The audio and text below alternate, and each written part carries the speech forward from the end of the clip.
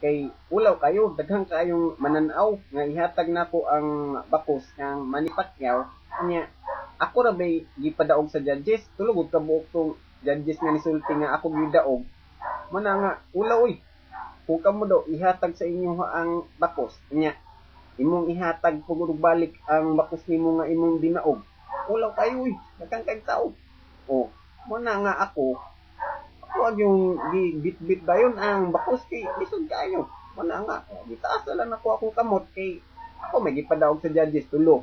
Split decision. Oh, pero si Pacquiao gitong daog. Kabalo ko ana, kabalugan yung team nako nga si Pacquiao gid ang daog. Pero wala lagi ni mahimo. Kami may gipadaog sa judges. Mga masulti sa mga judges. Tarong nila og judge.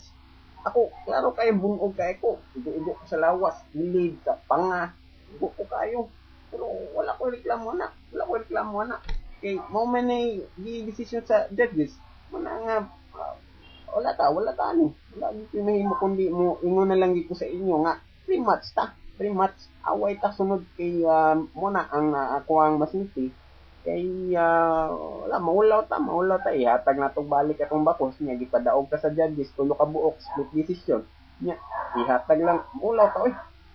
Si Pacquiao unsa man daw tong gisulti ni Manny Pacquiao nga nakautot man daw ka sa ring? Wala, oy. Ako mangutot. Wala gid.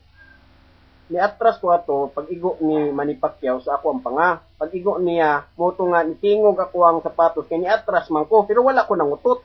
Naninimaho lang. Oh, pero wala ko nangutot ato. Oh, kana si Manny Pacquiao daghan na nagipang tumba sa kiniyang away. Na si Morales, si Barrera, si Marquez, De La Hoya.